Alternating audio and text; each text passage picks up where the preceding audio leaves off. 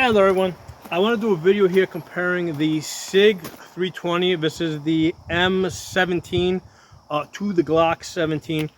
So these are both full-size frames, and this M17 is here on loan. So I'm testing this out, doing some comparisons. I already did a video, it was like 50 minutes long earlier today, where I was comparing the M18 to the Glock 19 and the SIG 250. So those were the more compact pistols. So these are the full frame pistols. I want to compare these two now. One of the things I did do is this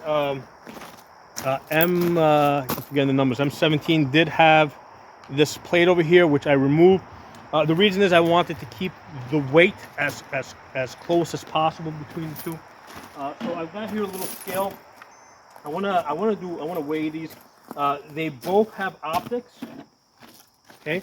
The only difference here versus like factory is that this has an aftermarket takedown level, the gas pedal takedown lever, where you can rest your thumb. So that's going to add a little bit of weight. So now they both got their optics. This is a Holosun 507 ACSS.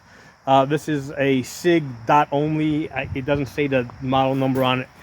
So let's put this on the scale. So the SIG M17, that's with the optic, no magazine in the gun, 1 pound 12 ounces. 1 pound 12 ounces. Okay, so the Glock 17, again, same deal, no magazine. Okay, optic only, no magazine. 1 pound 6 ounces. Okay, so the Glock 17 is about 6 ounces lighter than this M17. Now, I have here a SIG 250. We're going to see later on why I'm actually including this in the comparison. This one is a little bit smaller, not by a whole lot. Looks like it's maybe an inch. Grip's about the same. The weight on this one, now this one has no optic on it. 1 pound 6 ounces without the optic. Okay, so the SIGs seem to be running a little bit heavier than the Glocks. Initially, I thought that the weight was in the slide, but it actually turns out to be in the frame. Okay, let me take this down. I'll take the Glock down. Okay, so I'm going to compare the SIG 320 frame to the Glock frame. So 10 ounces on the SIG versus 5 ounces on the Glock. Okay, so that internal chassis seems to be, adding weight, right? Because it had to, just the way they had to design it. That's where I suspect most of the extra weight is on the SIG, in that internal chassis. For those of you not familiar with it, I think by now everybody's familiar with it because SIG 320s have been in use so much. That's the internal chassis, okay?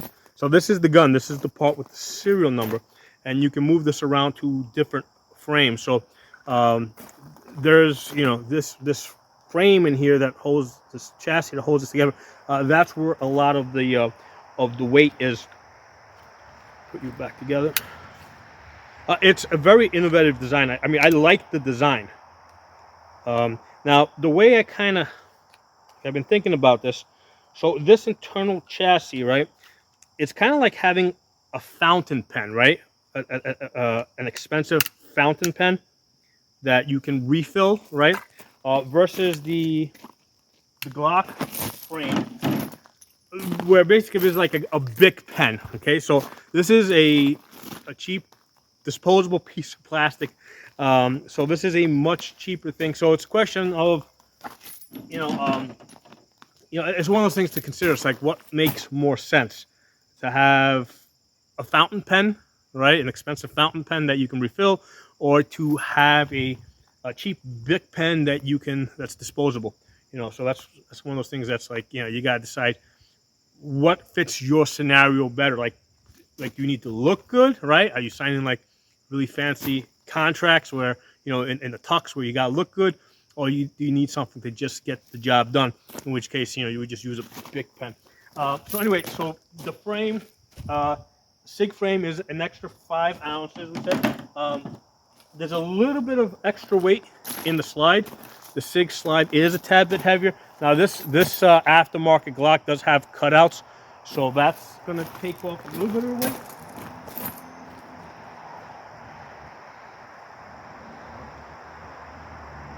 So the SIG slide with the barrel and the recoil spring, 1 pound, 2 ounces, versus 1 pound, okay? So versus one pound over here. And the difference, or probably half that difference, is probably just in these cutouts in the slide. Okay? Now, one of the things that I've come to appreciate just working with these Glocks is how easy the two go back together, right? How easy it is to take it down, right? Versus with the SIG, you know, with the takedown lever, you know, it's not that hard, but if you just, you know, if you're used to working with Glocks, it's like, okay, how do I gotta line this thing up now? So there you go, all the way back. You gotta lock it back and then close it. Okay. All right, good. So what I want to do in this video, and I did the same thing earlier with the M18. I want to shoot this the 17, the Glock 17, and the SIG M17. So they're both 17s, side by side. I'm going to be shooting them one-handed in my left hand, okay, at about 18 yards, which is 50 feet here. And the thing that I'm testing here, right, I'm trying to figure out is how much, like how much of a difference does that competition trigger, right, really make? How important is it to me? Because that's the main thing with the SIG, right? SIG designed this combat, military, you know, police self-defense gun to have a super smooth competition trigger, right? So it's got a really, really nice trigger. So what I want to do is I want to see, like, to the average shooter, like, how much of a difference is it gonna make? Now, obviously, I'm not, you know, I'm probably a little bit more than the average shooter because I get to shoot like almost every day if I want to shoot. I mean, you know, so that's why I'm shooting it in my left hand, one-handed. So if there's a big difference, you know, it'll be easier for me to see.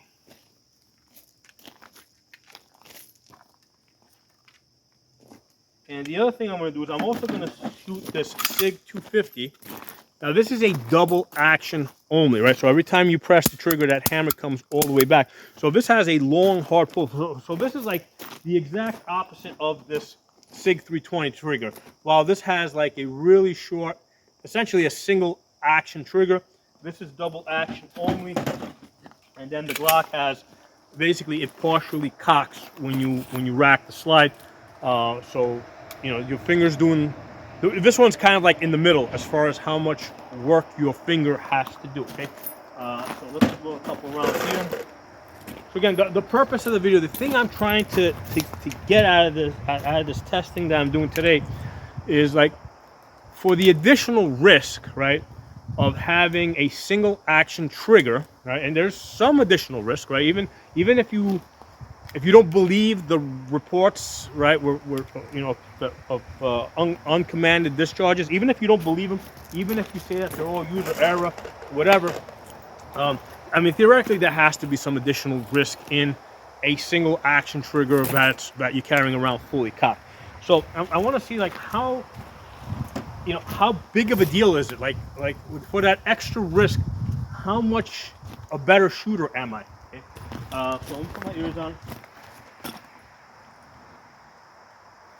Okay, so lock this open. So again, I am shooting at 18 yards, which is about 50 feet. That's where that target is over there. Okay, I'm normally right-handed. I've got this in my left hand. I'm shooting one-handed.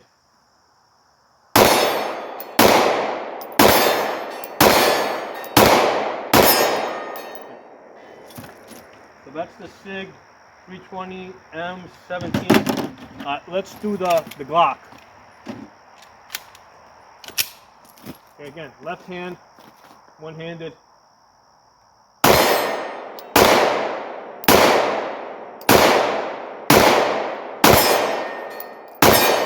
That was not my best shooting. When I did this earlier with the M18, I actually shot better with the Glock. Let's do the SIG 250 with the double action only trigger. Now there's no red dot on this, it's just iron sights.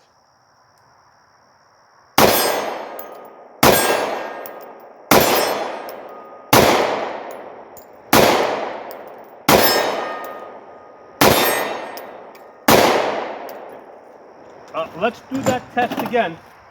Do that test one more time. As far as I could tell, in this shooting right now, right here, I think I shot the double action only SIG 250 about as good as the SIG 320, okay, M17. I shot it about just as good. In earlier tests, I was shooting the Glock better. Now with the Glock, I do have more familiarity with it. I shoot it more often. Let's go through this one more time.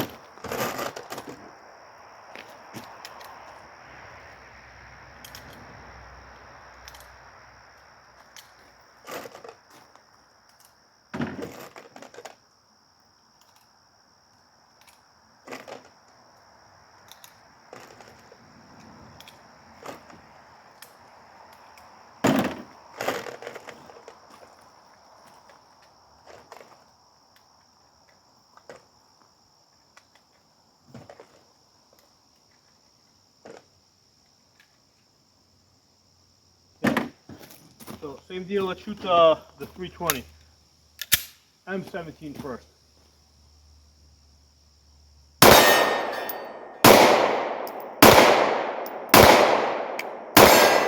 The main issue I'm having right now with this is dot only, all right? So this has a dot only.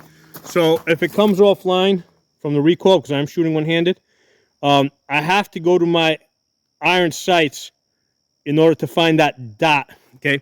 So that takes a little bit more work. With the Glock, it's got a better optic. It's got the ACSS. So with this, if I'm off, I can just follow the outer edge to the center. So that's easier for me to get back on target. And of course, with the iron sights, they're open, so you know it's easier to, you know, to like if it throws you off, I can see the sights, I can get back on target. If you're shooting with two hands, it's less of an issue. If you're shooting one-handed, it makes an issue. And one of the things I do like to test my optics is like I'll go hold it here one-handed, and I'll go in different directions, and I'll see, you know, what works, right? Because real life shooting is not perfect presentation. So, you know, versus this ACSS, that's a lot easier for me to find that chevron and get it on target. But anyway, let's do this test again.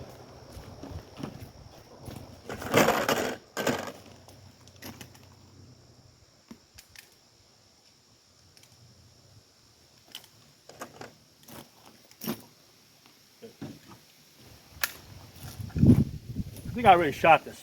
Let's shoot it again. All right, so again, we're back to the M17. I already shot this. I lost track of what I was doing.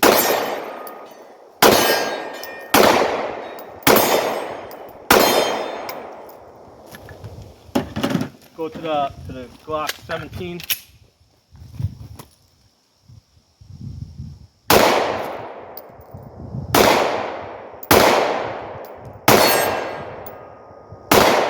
I'm not having a good Glock day. Let's go to the 250.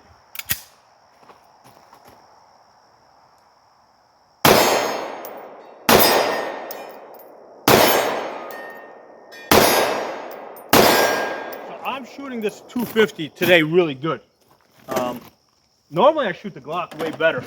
Just the way the stars are lining up today. This 250 with that double action trigger. Now when I shoot this, I'm kind of like picking up the slack on this, re-aiming the gun, and then pressing it. So I'm picking up the slack like I'm, you know, not slack, there's no slack. I'm basically half cocking the gun with my finger, right, aiming it and then pressing it. Okay, for this one-handed shooting. So, and I concluded the same earlier when I did the same test with the M18 and the 250 and the Glock 19. I mean, this competition trigger, yeah, I mean, the main difference is I find it less tiring. Okay, so if I'm going to shoot like 200 rounds, this 250 with the double action only trigger, it gets very tiring. You can start feeling your finger starts getting stressed, basically. That's the main benefit, right? That's the reason why I shoot easier triggers better, right? So the Glocks I normally shoot better. This SIG with that single action trigger, I shoot better. 1911, I shoot better. This I can shoot really well, but you start getting tired, okay, because of that long trigger pull. So my thought, I concluded the same thing earlier when I was testing the M18, M17 for like self-defense or combat shooting with a pistol, right? Where it's essentially your backup gun, right? Where basically the only reason you're using the pistol is because your rifle ran dry, and you need to buy yourself some time until you get your rifle back up and running, or you're using a pistol in an oh shit type of like self-defense type of situation where you're coming out of a holster, boom, boom, boom. You're only going to take a couple of shots, right? You're not shooting 200-300 rounds where your finger's going to get tired and you start missing. So my conclusion is, I mean, the extra risk of a single action pistol doesn't really justify, like the additional accuracy that you're going to get doesn't justify the tiny risk, even regardless how little that risk is. A double action only trigger will pretty much get you on target. And I'm shooting one-handed in my left hand at 50 feet here, and I'm getting decent hits with this. I think the military made a mistake with choosing a gun with a competition trigger. A competition trigger is great for competition. Okay, I think everybody was expecting Glock to win the contract. For one thing, it's cheaper, right? Like I said, this is like a big pen, right, compared to the SIG over here, which you might compare to a fountain pen. I'm pretty sure that Glock could probably sell these guns cheaper. I mean, I'm guessing that the military is buying these for maybe $150 each. That both companies are trying to undersell the military contracts on these pistols, just so that they can get the civilian sales after the fact. Okay, so I think that's where SIG is making its money. I don't know why Glock didn't win the contract. People were saying that there was bribe money involved. I have to say there's probably more than that. I mean, I seriously think that Gaston Glock has seriously pissed off the top military brass. I mean, beyond just insulting them. I mean, I think he's screwing their wives or something, man. I mean, I can't explain it. It seems like the military is going out of their way not to give Glock these contracts. But in my opinion, I think that the SIG 250 with the double action trigger is the right choice for military and police and for self-defense purposes. I mean, I think this is the right choice because it's got that long hard. It's a very smooth trigger, long, hard, but smooth. The only thing with this is if you gotta make sure you let it out all the way. If you don't let this out all the way, you're not gonna get that reset. So you gotta make sure you let it out. So the thing is with these Glocks, especially we're used to just letting it out to the reset and going, right? So if you're used to shooting this and you try to shoot this fast and you don't let the trigger out, you're not going to get the reset. But picking it up is really easy. Just let your finger out and you do it again. But I think that the SIG 250 would be the right solution for military, police, and self-defense situations because you're not shooting a whole bunch of rounds, okay? You're not shooting 200-300 rounds with the pistol. Your finger's not going to get tired like it would, let's say, in a competition where you are maybe shooting 200-300 rounds, and perhaps you want a really light trigger pull. Okay, so in this video, I'm completely avoiding the stuff in the news with the so-called uncommanded discharges.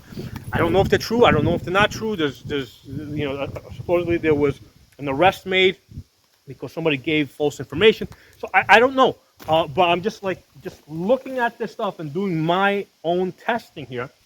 I mean, yes, I do shoot. Maybe I shoot better with the lighter triggers, but I don't shoot that much worse with the double action only trigger. Okay, let's do this. Load up the mags again. This time I'm going to shoot it with two hands. All right, we're going to do some two-handed shooting. I'm going to try to go fast with it.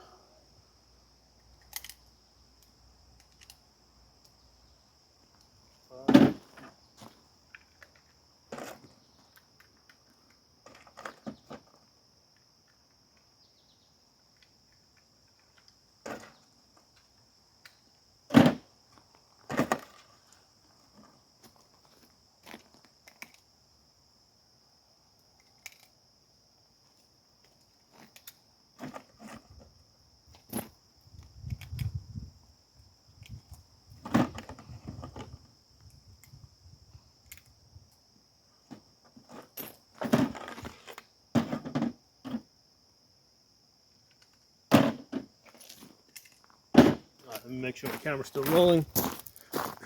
Okay, good.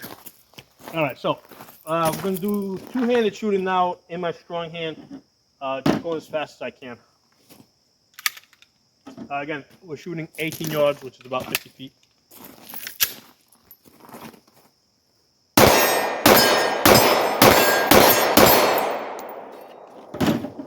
right, so that was the M17. Now we're going to do the Glock 17.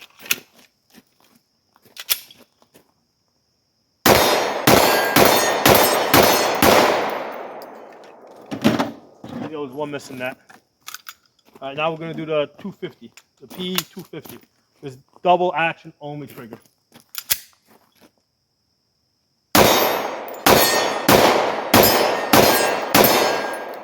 So in the fast shooting, I was actually slowed down a little bit by not having a dot. Okay, when I was shooting one-handed, and I had to go a little bit slower because I had to come back in line, I was able to, pick up the iron sights faster and get on target when I was shooting one-handed, right? Where again, one-handed shooting, things slow down a little bit. But when I was shooting with two hands, and now I'm trying to go faster, the optics were winning. I was able to just focus on that dot, keep the dot on target. Remember, it's a single point of aim, and I'm focusing on the target, right? So with the optic, I'm looking at the target and the dot's on it, okay? Whereas with the iron sights, basically I'm looking at the target there, but then I gotta shift my focus back to the front sight, right? So when I'm trying to shoot fast with two hands and I'm actually slowed down a little bit by having iron sights versus a dot. But when I was shooting one-handed, it didn't make a difference because I naturally had to slow down because I was shooting one-handed. So that's interesting. I never observed that. I mean, I probably have seen it. I just never made a mental note of it before when I was doing these type of testing. But that's how I test guns, optics. I will put them in my left hand, shoot it one-handed, and see how I do. But anyway, as far as these guns here, first of all, I'm not a SIG hater. I like the SIG 320. I think it's a great competition gun. I think that a lot of things have to go wrong for the gun to have an uncommanded discharge. There's lots of tolerance stacking issues that need to go in the wrong direction, like a lot of them. So the gun is probably not as dangerous as people are making it out to seem. A lot of people are looking for clicks. A lot of people are looking for lawsuits and money. The anti-gun groups are basically jumping on this bandwagon, saying that gun manufacturers are making unsafe guns that shoot on their own. So the whole thing is unfortunate. I mean, we're all going to lose on this, and to some extent or another, right? When SIG's reputation goes down, the entire industry goes down, the entire gun hobby goes down. Okay, so there's no way that any of us benefit from this issue that's going on with SIG right now. Okay, so yeah, I think the SIG 320 is an excellent competition gun. I think it needs to stay in the competition arena. The Glocks, I think, are excellent, cheap pistols. I think that this would be a good choice for the military, simply from the perspective of the gun's cheap, it's light. They should be able to get these for like $150, if not $100. So from the perspective of just the cheapest gun that is good enough, the Glock is probably it. Okay. From the perspective of the safest gun that cannot possibly have an uncommanded discharge, the SIG 250 is it, right? So again, I'm not a SIG hater. This SIG 250 with that double action trigger is probably the gun that the military should have taken, because it's a double action only trigger. There's no need for external safeties. The external safety, well, first of all, this M17 does not have an external safety, so I would definitely think twice about carrying this. Give me a second. Let me get this one. So this M18, this does have the external safety. I did a bunch of videos on this already, but that external safety that you see there, it's just a trigger block. It doesn't block the sear, it doesn't block the firing pin, and engaging it is a real pain in the ass, right? Because you got to push up. It really bites into your thumb as you push it up, and so if your hands are sweaty or wet, I can easily see your thumb slipping off of this. Knock everything over. Yeah, if your hands are like sweaty or wet, I can easily see them flipping off of this.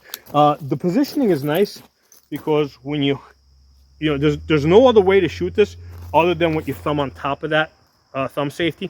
So you're going to be sure it's off, right? Because you're naturally going to click down on it. So I think there's less of a chance of you going to shoot this and the gun like being in a safe position, right? Versus 1911s, the thumb safety is a little bit higher. So it is possible for people to have their thumbs underneath that thumb safety. With this, it's going to naturally sit on top of it. So it is in that way, it's a better design. However, the thumb safety is so small that I think that there's going to be issues with people's thumbs slipping off of this. From what I've heard from people in the military, they in most cases they carry the guns on empty chambers. Okay, so this whole issue with the accidental discharges, I don't think it's going to be that much of an issue for them because they're already carrying the guns mostly on empty chambers. Well, I think I flipped my camera.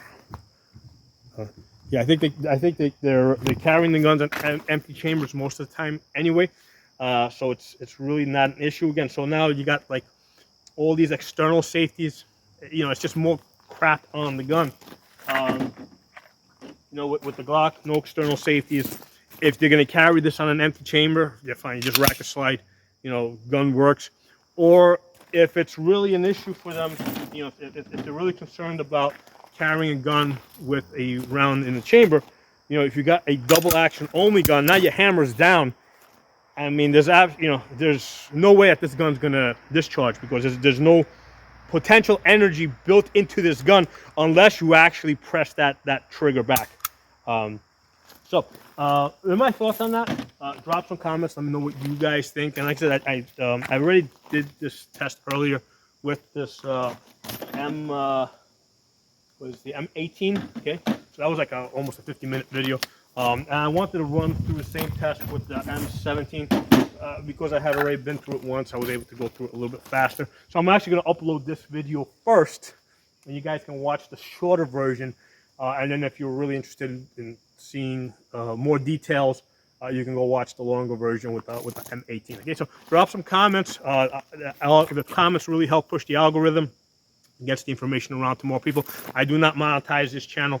I don't make any money off of these videos. The only way I make money is by actually training people. Okay, so I've got no dog in this race as far as I want people to buy this gun or that gun or the other gun. I'm not making money from any of the manufacturers or anything like that. So anyway, drop some comments. I'll talk to you all soon.